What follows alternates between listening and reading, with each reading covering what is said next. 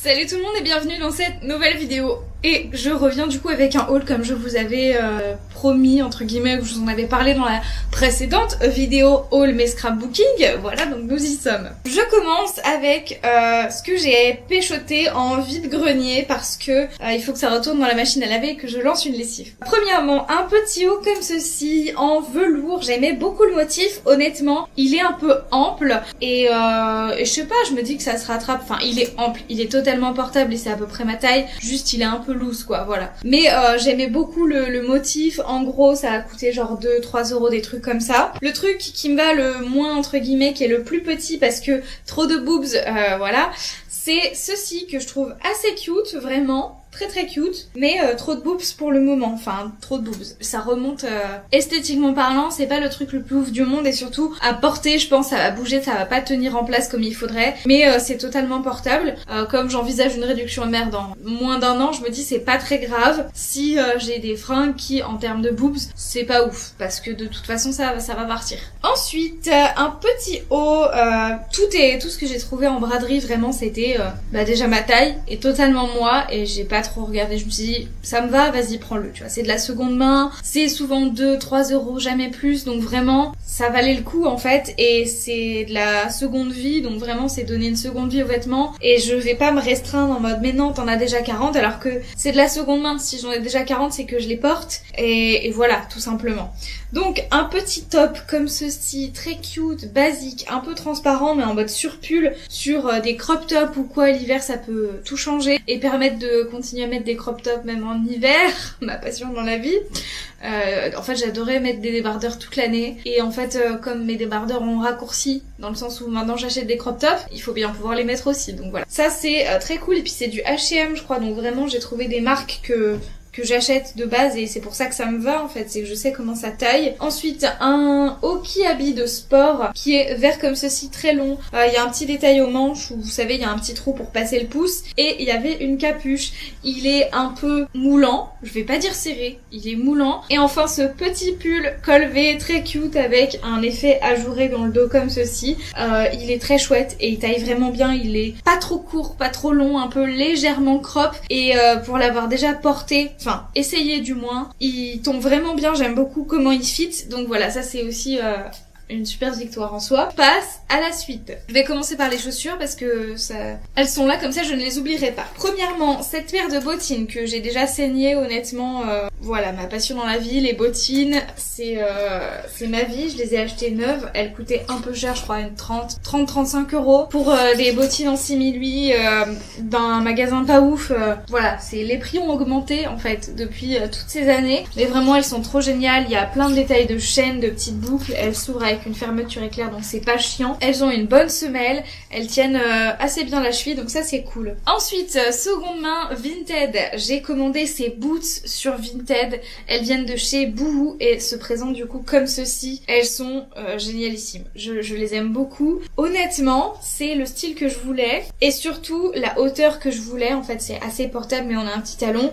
Elles viennent de chez Boohoo, j'ai pris du 36, ma taille habituelle, elles taillent très bien, très agréable à porter, elles fit bien, c'est exactement ce que je cherchais, donc j'étais ravie de les avoir trouvées en occasion. Je crois qu'elles m'ont, je sais plus combien je les ai payées, mais genre 12-15 euros au grand maximum, et elles étaient quand même en très bon état, donc j'ai hâte de pouvoir les reporter. Pourquoi je ne les reporte pas, je me suis fait une entorse début septembre à la cheville gauche, une semaine après je me suis fait une entorse à la cheville droite, je n'arrête pas de tomber dessus, et là actuellement j'ai vu le médecin la semaine dernière et j'en suis à faire du kiné. À noter que ce béret qui me va formidablement bien, voilà, j'ai beaucoup de mal à trouver des bérets qui me vont parce que j'ai une toute petite tête et souvent c'est de la taille unique, donc là je l'ai trouvé en vide-grenier à 2 balles, vraiment entièrement en laine etc, mais vraiment il fait la bonne taille, il me va, c'est incroyable, il tient sur ma tête. Et c'est déjà 10 fois mieux que la plupart des bonnets que je trouve. J'ai racheté une paire de Superstar sur vente privée, parce qu'il y a souvent des ventes privées de chez Adidas. Et c'est vrai que les Superstar que j'avais avant, c'est un modèle que je rachète régulièrement, mais surtout je les avais eus sur Vinted et je les ai saignés. Vraiment, je les ai saignés, il y a des bouts d'intérieur qui partent, il y a toute la partie là, ici, qui tient le pied au talon et était défoncée, il y avait un trou, je sentais le bord vraiment, donc quand t'as déjà des entorses, c'est pas la chaussure à garder clairement. Donc j'ai investi et je m'en suis racheté neuve. Et en fait, j'ai pris la version bold, donc la semelle est assez épaisse. J'aime beaucoup ça parce que ça rajoute un peu de hauteur. J'aime les compenser tout simplement. Derrière, on a un petit détail rouge très mignon. Sur le côté, c'est écrit "This shoe alone will not save the planet", parce qu'en fait, et vous voyez la texture sur la semelle, un peu, je vais dire terrazzo vite fait, mais en gros on voit qu'il y a des matières à l'intérieur. En fait, c'est la clean classique. En fait, c'est les modèles classiques de chez Adidas, mais en version clean, c'est-à-dire que c'est vegan, il n'y a pas de cuir et elles sont recyclées. Tout le plastique est utilisé et du coup du recyclé. Donc ça c'est hyper cool, vraiment. J'étais agréablement surprise parce qu'en fait moi ça me change rien dans le sens où j'accordais pas tant d'importance au fait qu'elle soit en cuir avant, et moi ce qui m'intéressait c'était le modèle et comment elle taille et comment elle tienne le pied, et c'est strictement pareil, donc vraiment ça me change rien à part que du coup je fais un geste inconscient pour la planète en plus. Donc elles sont très cool et du coup je ne porte que ça avec mes entorses pour le moment. Ensuite, une petite robe que ma maman m'a achetée dans une boutique à Lyon. C'est écrit Ikun et Bianca Paris ML. Voilà, écoutez, je ne sais pas, mais c'est une robe extrêmement longue, vraiment très très longue, sans fente, avec une... elle se resserre à la taille avec une petite lanière comme ceci. On a un col V croisé cache-cœur et le motif est incroyable. On a des manches un peu transparentes et vous savez, c'est les robes longues avec cet effet de transparence sur le bas et une doublure intégrée. Je cherchais une robe comme ça depuis longtemps et jamais ça fitait correctement avec mes seins et tout, enfin c'était toujours compliqué. Donc je suis vraiment ravie. Seul problème du bonnet en laine, c'est que ça me gratte un peu le bord ici, parce que j'ai du mal à supporter la laine tout simplement. En fait, je m'en suis rendu compte après, je me suis dit c'est marrant, ça me gratte un peu, et j'ai regardé la composition, je me suis dit ah, il est 100% laine. Parce que je vais oublier, j'ai aussi acheté ce crop top court comme vous le voyez chez c'est un Zara, mais en fait je l'ai eu dans une vente privée et je suis hyper contente de l'avoir acheté parce qu'il est vraiment trop cool. Ensuite, chez Pimkie, j'ai acheté ce petit haut gris assez basique, un peu crop avec des manches longues, voilà, assez sympa. Ensuite, chez Stradivarius, il me semble... Ouais, ça doit être ça, j'ai pris du XL. J'ai pris un petit pull comme ceci, avec le béret. Ah, ça fait un truc incroyable. Bref, moi vraiment l'automne, c'est un mood fringue. J'adore l'automne. Il fait suffisamment beau et chaud pour qu'on puisse remettre des petites vestes et pas sortir avec un gros manteau. Et du coup, on peut mettre des petites vestes sans devoir sortir le gros manteau et se geler les couilles. Du coup, ça fait vraiment défilé de mode possible. J'adore ça. Vraiment, mes deux saisons préf, c'est quand il fait pas trop chaud et pas trop froid, c'est-à-dire le printemps, l'automne. Donc un petit pull comme ceci avec un petit col montant légèrement, col roulé. Voilà, un peu crop, moulant, rouge, très sympathique. Ensuite, on passe à la folie du jean pas de def. Mes preuves, c'est ceux de chez Bershka, donc j'ai pris le bleu ciel comme ceci que je n'avais pas encore. Voilà, je les ai tous. J'en ai des noirs, j'en ai des bleu foncé, bleu jean. J'ai marron, que je sais pas si vous l'avez montré, mais en tout cas, voilà, le voici, c'est ce marron là que j'ai acheté aussi. C'est exactement le même modèle. Et j'ai toujours pris un autre pantalon pas de def de chez H&M. Un peu style matière costume, vous voyez, un peu élastique, sympa, le genre de pantalon pas de def qu'on voit classique sur des meufs stylées dans la rue actuellement. Voilà, sauf que c'est du H&M, donc en fait ils font des tailles raisonnables. J'ai pris, de mémoire j'ai pris du L et il fit assez bien. Après c'est pas toujours d'un modèle à l'autre, je trouve correct, dans le sens où en noir je l'ai pris en L. Il est légèrement serré et surtout il est quasiment à la bonne longueur. Donc on a juste fait un ourlet de la taille de l'ourlet avant. Et j'ai acheté exactement le même en vert kaki. Il est incroyable, mais il était beaucoup trop long. Et plus à ma taille j'ai trouvé, mais du coup voilà. Donc pour le moment je l'ai pas sous la main, c'est ma maman qui me fait mon ourlet. Parce que j'allais dire je suis très mauvaise. Non, je peux les faire très bien, mais ça me demande un temps et une patience que je n'ai pas. Donc en attendant je missionne ma maman pour me faire mes ourlets. Ensuite, ça c'est une chemise que j'avais dû acheter chez Primark de mémoire. Je sais pas si je vous l'avais montré, mais dans le doute je vous la remonte. Voilà, un petit chemisier gris, tout ce qu'il y a de plus basique, assez loose, et derrière en fait c'est original entre guillemets dans le sens où on a un pli qui s'ouvre comme ça en V en fait. Du coup ça donne vachement d'amplitude. Ensuite de chez Zara sur la commande showroom privé ou je sais plus, j'ai acheté une écharpe. C'est vraiment ce qui m'a fait craquer et faire commande, c'est vraiment l'écharpe. Le motif est incroyable. J'adore cette écharpe. Clairement la caméra ça lui rend pas du tout justice parce qu'on a vraiment l'impression que c'est un truc très vieillot. Honnêtement c'est un motif très vieillot. Mais voilà, vraiment je l'aime énormément. Je ne porte quasiment plus que celle-ci qui est marron, qui va avec, j'allais dire avec tout. Non, j'ai envie qu'elle aille avec tout. Elle ne va pas vraiment avec tout, mais c'est relatif. Ça c'était pour la partie vêtements. Ensuite on passe à des boules qui est. Je ne pensais pas un jour vous parler de boules qui est parce que je n'ai jamais été une grande utilisatrice de ce genre de choses. Sauf que j'ai un sommeil extrêmement léger et un chat qui a décidé de gratter aux portes.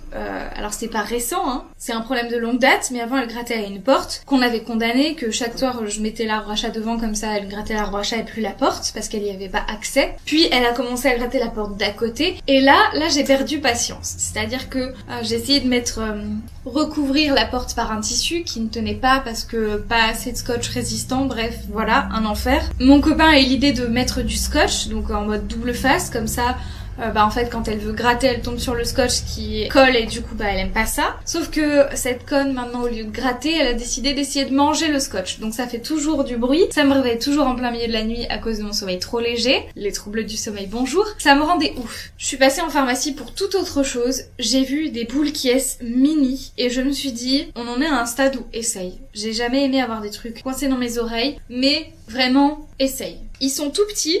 Je les aime beaucoup. Ils se présentent comme ceci, donc vous voyez la taille par rapport à mes doigts, c'est vraiment minuscule par rapport à des tailles classiques. Et c'est ce qui fait que ça me fait pas mal et en même temps ça c'est suffisant. C'est très clairement suffisant pour m'isoler du bruit. Donc vraiment super cool. Ça remplit totalement le job et je dors enfin un peu plus tranquille. Vraiment inespéré. Je voulais pas me résigner à tomber dans cette solution parce que j'avais peur aussi de plus entendre mes réveils, etc.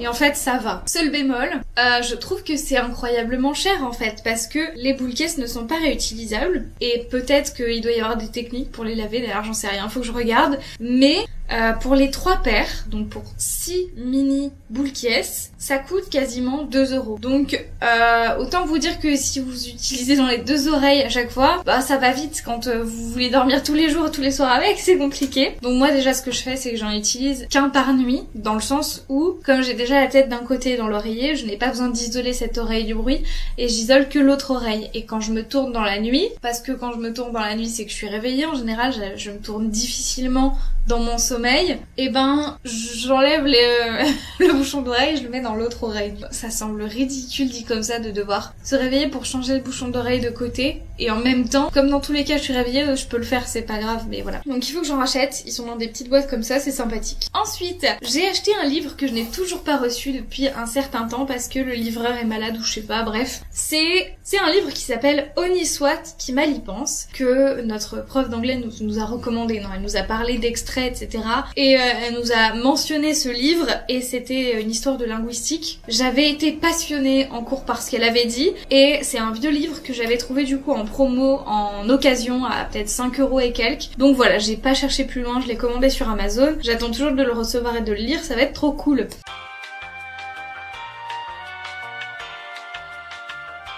Parce que bien sûr je n'ai pas assez de livres à lire, quelle idée. Ensuite un autre livre qui a un intérêt particulier, du coup c'est le livre pour préparer l'épreuve orale facultative d'anglais du CRPE, parce que je me suis inscrite. D'ailleurs j'ai validé mon inscription au nouveau CRPE, il n'y a pas de souci, c'est fait, j'ai mis mes pièces justificatives d'un coup, c'était formidable. L'avantage c'est comme tu t'es déjà inscrit l'an passé, moi j'avais gardé tout mon petit dossier fait pour le CRPE en mode tous les dossiers à transmettre à chaque fois les pièces justificatives. Donc mon inscription a pris très peu de temps et j'ai juste eu à rajouter mon petit numen, mon numéro de matricule de l'éducation nationale. Et c'était tout. Voilà, un plaisir. Donc écoutez, ce livre était assez bien fait.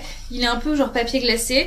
Il est honnêtement plus petit que ce que j'imaginais dans ma tête. En même temps, c'est une épreuve facultative, c'est une épreuve orale. Forcément, il y a moins de contenu à bosser que pour l'épreuve de maths avec un livre épais comme ça. Mais voilà, donc il coûtait je sais plus combien, mais je l'ai eu en occasion chez Gibert et Joseph à 12-13 €. Et honnêtement, je me suis dit, tant mieux que je l'ai eu en occasion parce que je pense que vu la taille du livre, je ne l'aurais pas acheté, ou j'aurais été déçue de l'avoir acheté au tarif plein, on va dire, pour 200 pages. Voilà. Après, Après il a l'air très très bien, bien fait et cool. Là-dessus je suis pas déçue du tout, ça va vraiment me servir. Mais voilà, sachez que je vois pas l'intérêt de le payer le prix fort si vous pouvez le trouver d'occasion. Sachant qu'il est neuf, hein. C'est l'édition 2022-2023 qui vient de sortir. Je ne sais même pas pourquoi il était d'occasion parce qu'il est clairement neuf. Donc je sais pas si à un moment il y a un problème d'impression ou quoi, mais il a été édité en août 2021. Au passage, je vous parle d'un livre très chouette qui est Je réussis mon mémoire de Master Mef, premier degré professeur des écoles, de chez Vuibert, que j'ai emprunté à la BU, qui est très sympathique,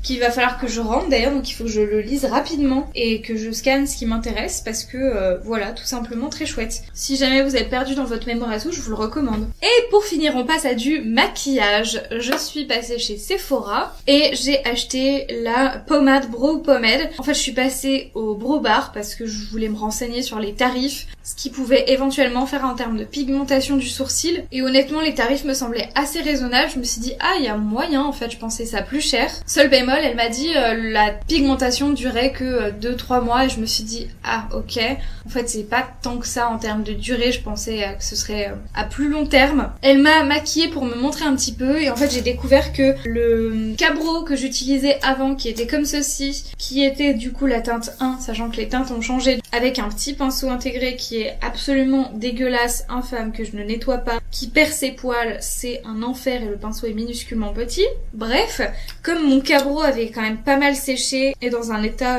terrible, vraiment terrible. Il y a moyen de le récupérer peut-être avec du gel ou une texture crème ou un peu d'huile ou je sais pas, mais j'avais un peu voulu abdiquer l'idée parce que ça fait vraiment longtemps que je l'ai. Je suis pas sûre que ce soit hygiénique même si c'est que des sourcils, même si j'aime beaucoup la teinte qui faisait cependant un peu trop chaud en termes de couleur. Et j'ai découvert que ce produit avait été remplacé donc par une pommade qui se présente comme ceci. La teinte la plus claire c'était j'ai pris la 2, la Worn Golden Blonde, qui honnêtement n'est pas si chaude que ça, donc en termes de teinte elle me convient mieux même si elle a un poil trop foncé je trouve. Et le pot fait 5 grammes, ce qui je crois de mémoire est plus que l'ancien pot, alors que la nouvelle pommade est moins chère. Donc vraiment on y gagne en rapport qualité-prix. Elle est beaucoup plus crémeuse, donc s'applique beaucoup plus facilement. On a un petit bord rose essuyé, le surplus du pinceau, donc vraiment elle est très très bien. Je l'aime beaucoup et le pot est beaucoup plus simple pour tremper son pinceau dedans. Donc vraiment ça, ce produit c'est une réussite parce que je sais que ça va me durer très très longtemps et que je vais énormément l'apprécier. C'est ce que j'utilise en fait au quotidien. Ensuite j'ai craqué pour la Gold Palette de Natasha Denona. Ça fait longtemps que je la voulais, ça fait longtemps que je lorgnais dessus, qu'elle n'était jamais visible en magasin, donc on pouvait pas la swatcher, se rendre compte en vrai. J'avais vu au moment de sa sortie les articles et les vidéos revues de Lodos Makeup que j'avais trouvé incroyable. La palette avait l'air folle et en même temps c'est des teintes assez neutres avec du doré. Moi ce qui m'intéressait c'était tout ce qui était un peu kaki, doré, vert et j'avais peur d'être déçue. Plus c'est du Natasha Denona donc elle a vraiment un certain coût. Elle coûte de mémoire 139 €, ce qui la place comme la palette la plus chère de ma collection. Donc j'ai longtemps hésité et repoussé cette échéance parce qu'elle est sortie il y a plusieurs années. Et quand je me suis fait une raison du fait qu'elle ne serait pas en magasin Sephora, à Lyon en tout cas, visible avec les swatchs possibles et tout, j'ai profité du fait que j'avais moins 10% qui passait sur celle-ci pour faire une grosse commande, entre guillemets.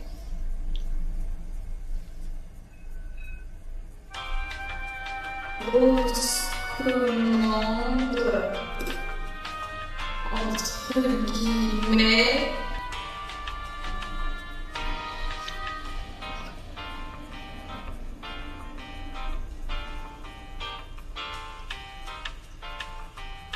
Choquée. Donc en fait il y a un phare, il s'est dépoté tout seul de la palette, il est tombé hors de la palette. Alors ça va qu'il est tombé à plat sur la palette du dessous. Mais Dieu merci j'avais une palette dessous. Je vais rattraper ça, je reviens. Je reviens pas en fait, genre vraiment j'en reviens pas. Au début j'ai cru que c'était le truc basique. Le pot lui-même du phare s'est décollé de la palette ou il est aimanté ou je sais plus comment s'il est collé. Mais non vraiment c'est le phare qui s'est dépoté tout seul en un bloc et qui est sorti de la palette. Genre il doit être... Je sais pas s'il y a un truc de température ou... Enfin bref, une histoire de fou, une histoire de fou. Donc, je vais faire attention en vous montrant les teintes. Malheureusement, je ne pourrais pas faire mieux du coup que ceci parce que sinon, il risque d'y avoir une nouvelle catastrophe. Et je n'ai clairement pas envie de niquer un de mes fards préférés d'une palette à plus de 100 balles. Voilà, donc écoutez. En tout cas, je suis toujours aussi contente de la palette et des fards. Je suis bien contente de pas l'avoir niqué là sur une vidéo. J'ai eu tellement de chance. C'est fou. Vraiment, je tenais la palette que j'allais vous présenter ensuite juste en dessous. Passons à autre chose, voulez-vous bien. Donc, j'ai pris les palettes de chez Simple Beauty. J'ai fait une commande Beauty Bay en fait. J'avais aussi acheté un truc Make-up Revolution pour protéger ses cheveux quand on se maquille, genre un bandeau blanc basique. Je l'ai pas sous la main, je sais pas où je l'ai mis, mais voilà. Et 2 palettes de chez Simple Beauty parce que c'est une marque que j'aime beaucoup en termes de texture de fard et de qualité. Et il y avait vraiment une promo où vraiment la palette comme ça coûtait peut-être genre 12-13 € grand maximum. Et vraiment par rapport au nombre de fards et tout, c'est incroyablement un bon rapport qualité-prix. Donc j'ai pris la Equalizer volume 1 et la Equalizer volume 2. Je me suis pas rendu compte tout de suite que j'avais fait ça, mais c'est assez marrant. Cette fois je vais garder le film plastique dessus pour au cas où il y aurait des accidents. Donc voici la palette, vous avez 2 rangées et en fait pour chaque teinte très colorée vous avez exactement la même en irisé. Vous avez une version irisée et une version mat, donc c'est vachement versatile et on peut en faire plein de choses j'imagine. Donc ça me semblait hyper cool, sachant que j'aime beaucoup la James Charles que j'utilise plus de temps en fait ces derniers temps, qui était très colorée et j'ai toujours peur de l'utiliser parce que je l'aime beaucoup et j'ai pas envie d'arriver et de creuser les fards et d'arriver à la fin parce que c'était une édition limitée que je la retrouverais difficilement et j'ai essayé de trouver quelque chose, une alternative pour plus tard. Et j'ai pris une autre palette, du coup la volume 2 Equalizer qui est comme ceci. Donc vraiment sympa avec des teintes un peu rosées et des choses un peu vert doré.